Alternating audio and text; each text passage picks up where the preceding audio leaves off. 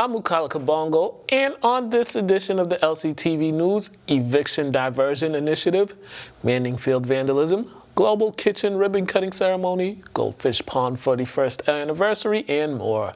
On the Lynn Lowdown, we talked with Diana Moreno about the Lynn Classical Lynn Tech 5K fundraiser. Here's this week's LCTV News for Friday, October 8th, 2021. This episode of the LCTV News is brought to you by Columbia Insurance Agency, serving the Lynn community for over 60 years with home, auto, and business insurance.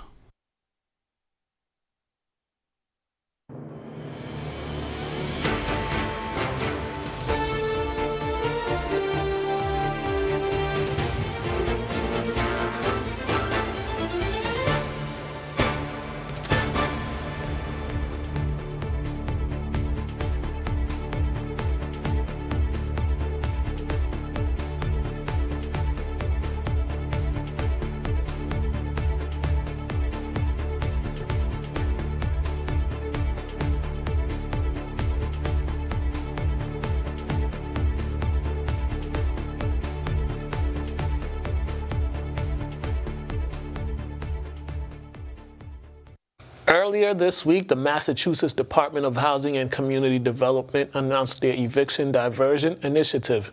The initiative will include a community outreach and public awareness campaign targeting tracts within 22 municipalities. These municipalities include Lynn. The states will look to reach vulnerable households with the goal of getting more completed applications and aid to those who need it most. The effort will involve extensive door knocking, application support, and partnership with various local organizations. For more information, visit www.mass.gov/COVID housing help. Lynn Director of Facilities at Manning Field, Rich Avery, has developed a plan to prevent vandalism at Manning Field after discovering incidents of vandalism inside the men's and women's bathrooms at Manning Field. Avery contacted School Superintendent Dr. Patrick Tutwiler, principals and athletic directors at the Lynn High Schools, as well as presidents of Lynn Youth Football organizations to address the issue. The vandalism came to Avery's attention the weekend of September 24th through the 26th. Damages to the facilities were estimated to be around $5,000. There had been an increase in police presence at Manning Field during games, and there has been no incident of vandalism since. With the mayoral race down to 2 candidates, organizations and elected officials have begun to choose which candidate they will endorse for November's election. Jared Nicholson picked up endorsements from Mayor McGee and the Lynn Teachers Union. Lynn Teachers Union President Sheila O'Neill said candidates endorsed by the Teachers Union support the values of the Lynn Teachers Union, such as transparency with the community at the time of the school building authority process and support to Lynn Teachers Union pursuit of a 3-year contract of all units. Mayor McGee, in his endorsement of Nicholson, said Nicholson is best suited to lead during this critical time. LCTV reached out to Darren Sear's campaign about endorsements from organizations, and we have yet to receive a response. We will have an update during next week's news broadcast. Last Friday, a Toyota Camry drove through the V&A Hospice metal fence following a 2-car accident on Broad Street. The accident occurred approximately at 1:15 p.m. on the intersection of Market and Broad Street. The vehicles collided when the Toyota Camry driver was making a left turn from Market Street onto Broad Street. Both drivers suffered minor injuries. The Goldfish Pond Association held a parade featuring Marquise de Lafayette last weekend, and LCTV was in attendance. This past Saturday, the Goldfish Pond Association held a rolling parade to celebrate 4 decades. It's our 40th anniversary. We thought of something different to do, and we came up with a historical reenactment with our Marquis de Lafayette. The Lafayette Street was named after him right here at the park. With COVID canceling last year's original plan, the association decided to take a different route in this year's celebration. We did change it into a rolling parade. Originally, we were going to have just the Marquis de Lafayette come down by himself, and there were going to be more speeches and a little bit longer. But, you know, due to the COVID, we had transformed it into a rolling parade. The parade saw former residents of the pond return to the city to celebrate the milestone with the association. Yes, it's funny, when you grow up in this neighborhood, the pond does something to you. It just gets in your blood, and you just keep coming back and back every year. With LCTV, I'm Mukala Kabongo. Earlier this morning, LCTV was in attendance for the Global Kitchen ribbon cutting ceremony. Here's more from the ceremony.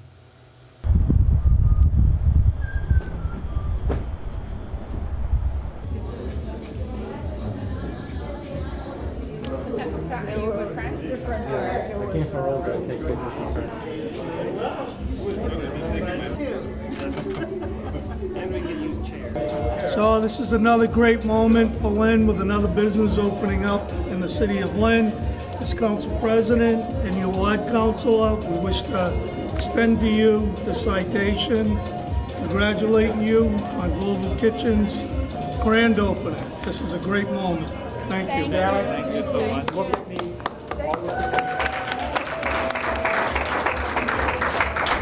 Wait, Francis is going to look. Francis is going to look. Let me just fix mine. Yeah.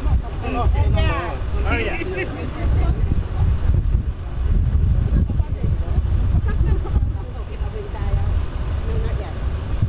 ready, Francis? Yes. All right.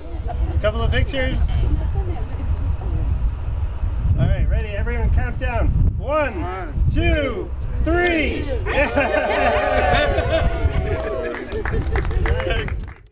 This morning, outside of City Hall, the Italian flag raising ceremony took place and LCTV was present.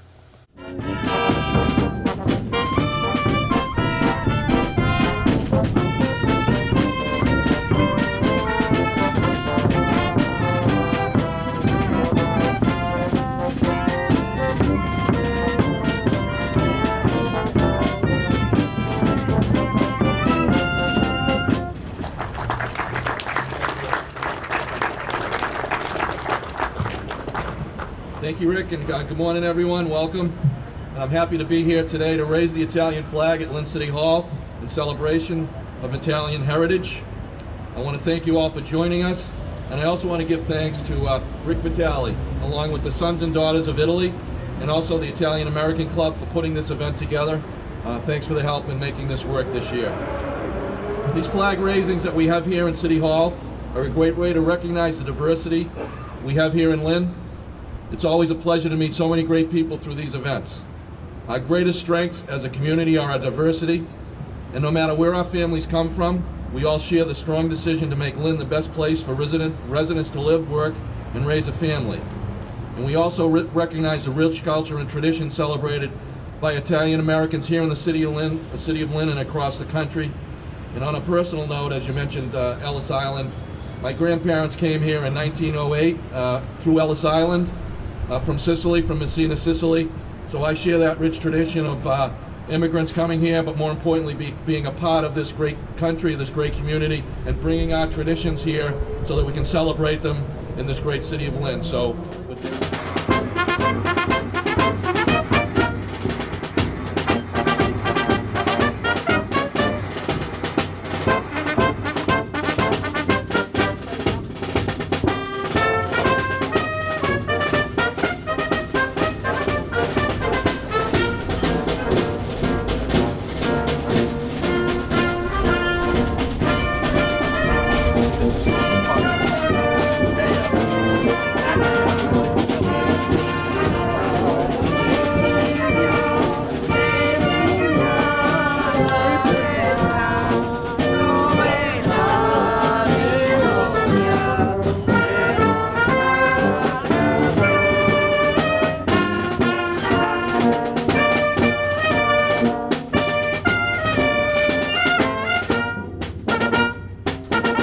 Now for the sports update.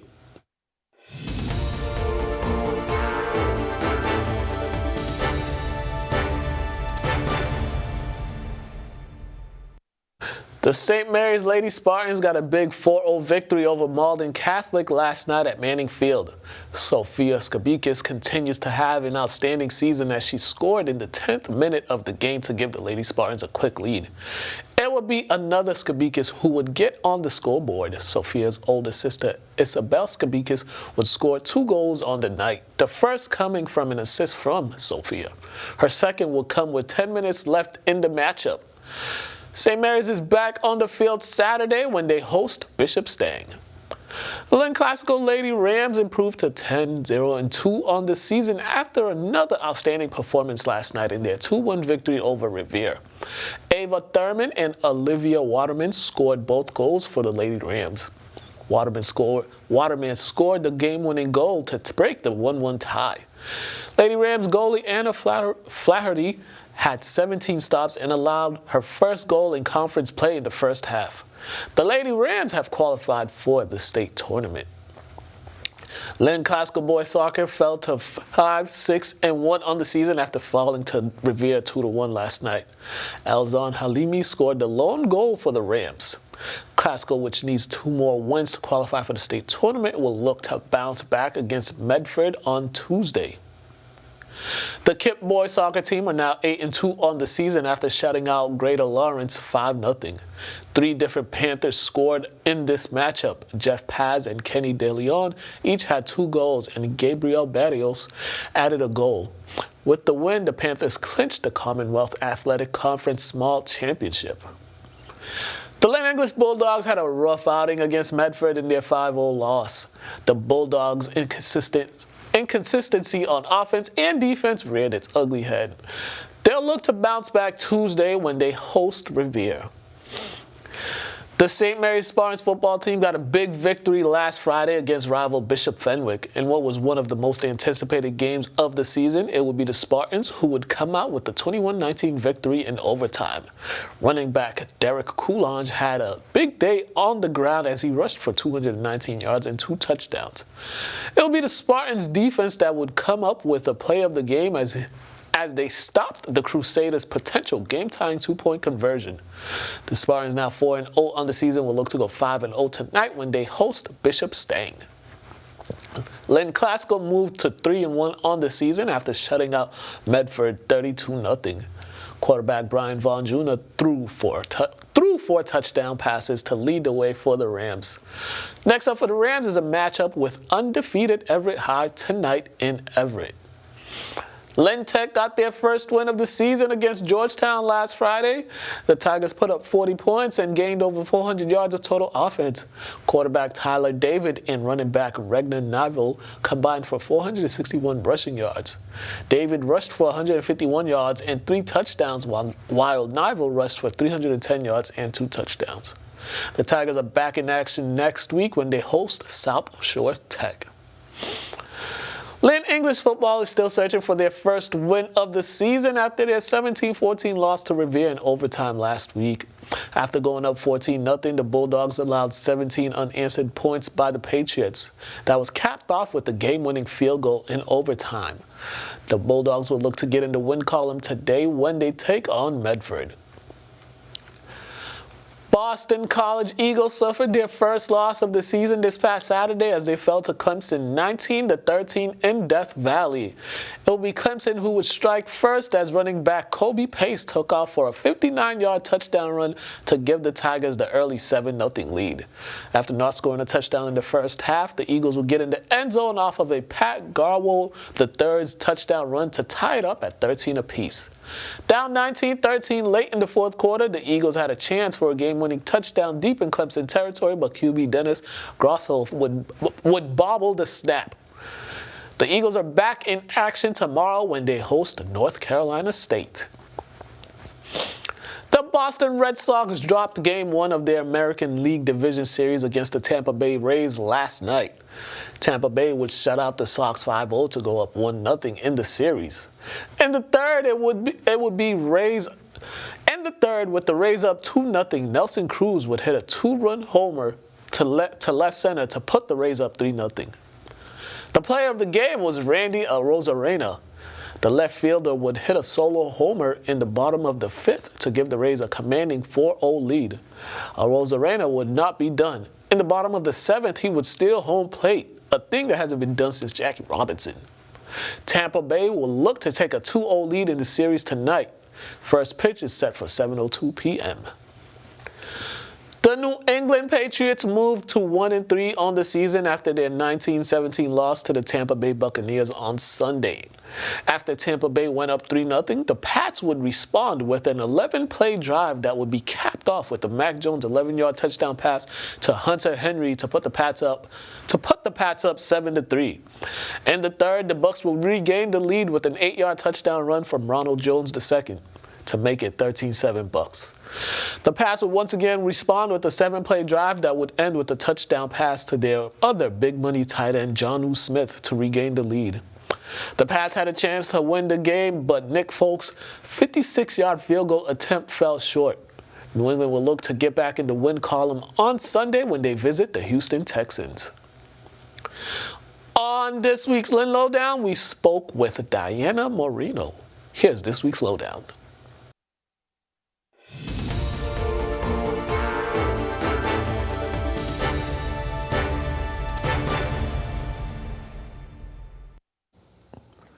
Hello and welcome to another edition of the Lynn Lowdown. And today we have Diana Moreno with us. How are you doing? I am doing great, and I am doing better because of this opportunity that you're giving me today. Yes, thank you for coming on here. You got a great thing happening right now. You have a fundraiser happening to raise money for both Lynn Classical and Lynn Tech soccer programs. Indeed. This is a great thing. And also, to add to that, your son is the coach at Lynn Classical, and then your husband is the coach at Lynn Tech. So there's more reasons why this thing is more special.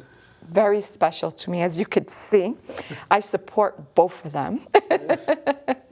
This t-shirt actually was made for the city tournament because I could never go with my son or go with my husband. It was very tough for me. So as you can see, it's ripped. Yeah. I mean, as your husband said when he was on here yesterday, the trophy stays in the family, though. Yes, and it's a beauty to see. Now it's in the Lynn Tech trophy case, which they have not had one for, I don't know if they ever had one, but it's a very nice, inspiring work that they both do, and I admire both of their work, and that's why I support both schools. And your daughter's on the Tech staff too, right? Yes, she is. Yeah. She is the assistant coach for the varsity team alongside with my husband. Right, that is definitely great. Now tell me about this fundraiser, this 5K that you have going on. Oh yes. So to start with, with the funding, it's very hard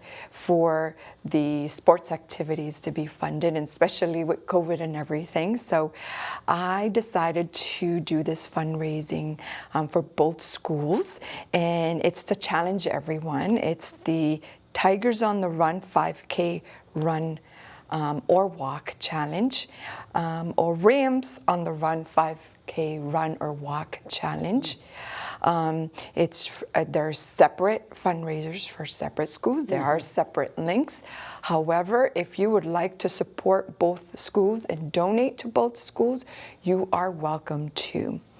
If you're not able to run or walk, we appreciate your donation. It is a challenge for the Lynn community to get out there and do some exercise in support of the team. Both teams will be doing the challenge as well, so you'll be supporting both teams in that challenge by donating. We want it to be a catchy thing on social media, chain reaction. So you'll be seeing some posts on people running or walking live as they do it.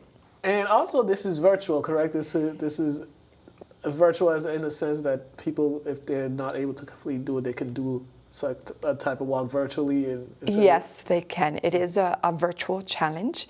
You could do it at your own time. You have up to October 18th to complete the challenge. You could do it with your kids, as a family, as an organization, however you would like, or by yourself. I have actually someone that has hiking trails that measures to the 5K, and they're excited to hike. I can't wait for that post. But yeah, it's just really a fun activity to get the community involved and to help support this initiative. Yeah. What led you to this initiative? What led you to kind of begin to test do this the out? 5K?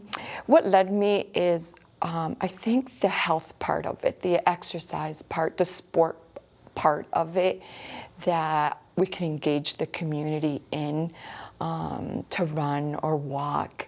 And it's good for yourself, and it's also good to serve in some sort of way, to serve for the school and the community. And that's what kind of triggered.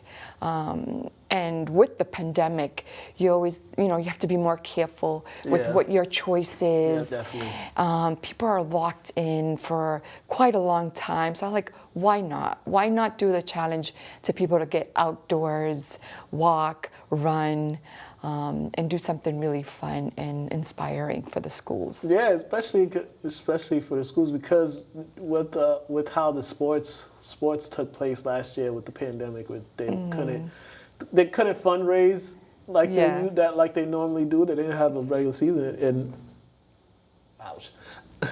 and for you all to do this, it helps the student athletes as well to just to go out there with the fundraising and be out there to meet with people, let them know about the programs, because oftentimes some people don't know about the programs, about each school's programs. Yes, exactly. And also they also participate with themselves doing something for their team, because one of the practices are going to be set aside for this 5K run and walk, where they still could practice their endurance, but they're also doing something for the community and their team and the school. Yeah, and so far, how many people would you say have registered, if you know? So far, I just kicked it off the other night, but so far we've had about 3 people donate, but we have had much success with the 5K t-shirts sponsors. I have Metro Credit Union as one of our award sponsors and a t-shirt sponsor. I have Jazz Nutri-Fit gym that's located right in the downtown area of Lynn. T-shirt sponsor, Hair by Jasenia, Education for All, which are great. They're part of the foundation of celebrating Literacy Day. Okay. Law Office of Eddie Stacco, immigration attorney, and Punta Cana Multi-Services. So there are our t-shirt sponsors. And when I say t-shirt is anybody who donates $25 or more are going to get I am a Ram 5K runner t-shirt or I am a Tiger 5K runner t-shirt. Yes. That is definitely great. Now, how do you plan on trying to keep this thing going? Starting this, you want to make it an annual thing. What's it going to take for it to be a hit? Annually. Annually? Yeah. I think the greatest thing is keeping it the same information and posting the challenges, posting the sponsors that has contributed towards the t-shirt. So keeping it alive, really, like keeping up with the posting, Lynn Classical Soccer Facebook, Lynn Tech Soccer Facebook, really posting and sharing with our network, and just really keeping people engaged for that growth. Yeah. So generally every year we would have an annual event, but the annual event will change. One year I had a Halloween theme. One year I had a Vacation Aruba where I donated my timeshare and did a fundraiser on that, and the Lazy Dog owners won that. So instead of changing it up every year, it's just much easier. And that's why I thought of something engaging, fun, and healthy. And the 5K run and the 5K walk is just perfect. When the restrictions from the pandemic is lifted, I am sure we could grow this even to be much funner. You know, let's meet at Red Rock and walk to Red Rock. That's 5K. You know, and have some sponsors along the side giving T-shirts. So there's a lot of momentum that could happen after, you know, the restrictions are lifted. And you also got the trail too. Yes. The trail, the Northern Strand Trail, the community path trail too. Of course, that we can integrate. Yes, I'm just looking forward for all that. And they could utilize those spaces now on their own to do their posting and so forth. Yeah, definitely. Yes. All right, lastly, before we get out of here, please, one more time, let the people know all the information, where to go, how to sign up, where to donate, how to donate, please. Yes. So, of course, I challenge you all, Lynn community, to run or walk for Lynn Classical Boys Soccer or Lynn Tech Vocational Soccer. And you can make a donation through the link that we have set up. It's a GoFundMe link. It's on both of their Facebook, Lynn Classical Boys Soccer Facebook and Lynn Tech Soccer Facebook. You can make your donations through there. If you have any questions, how to get involved or any other questions, you can reach me at 781-996-9972. Also, you probably be receiving a link once people get going and start posting and sharing. So every week you're going to be seeing something. So there's always a way to get involved in donating. But that is the way to donate currently, is through the Facebook with Lynn Soccer, Classical, and Lynn Tech Soccer. All right, Diana, thank you for coming on to chatting with me. Thank you for having me. Not a and I problem. look forward to seeing you run or walk the 5K. All right, Oh, let's hope. I challenge you. Oh, man, I've been challenged. All right. You guys have been watching the Lynn Lowdown. I want to thank Diana Moreno for coming on. Thank you for having me. No Thank problem. you.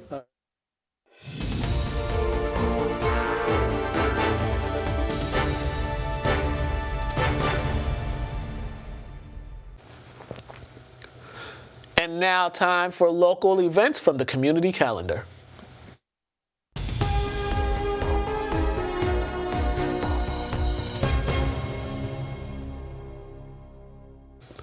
The Lynn Youth Hockey will be hosting their 12-week Learn to Skate program at the Connery Ice Rink. The sessions will go on every Saturday until December 8th from 10:30 a.m. until 11:40 a.m. Parents interested in having their children participate can register at www.lynyouthhockey.com. On Tuesday at Trio's Restaurant, School Committee-elect Lennon Pena will be hosting a Halloween and register to vote party from 5 p.m. until 9 p.m. This party is for adults and children. Prizes will be given out to the best male and female costume. On Wednesday, the Greater Lynn Chamber of Commerce will be hosting a mayoral debate breakfast forum from 8 a.m. until 10 a.m. at the Knights of Columbus. To register for the forum, visit www.greaterlynchamber.com. The City of Lynn will be hosting a flu clinic on Thursday, October 14th from 4 p.m. until 7 p.m. at Marshall Middle School. Regular and high-dose flu shots will be available for any questions, call Lynn City Hall at 781-598-4000. To find out more about the community calendar, visit lyntv.org. Thank you for watching the LCTV News. Make sure to subscribe to the LCTV Facebook page as well as the LCTV YouTube channel. Also, visit lyntv.org to watch any show at any time on your computer, phone, or tablet. I'm Mukala Kabongo. Have a great day.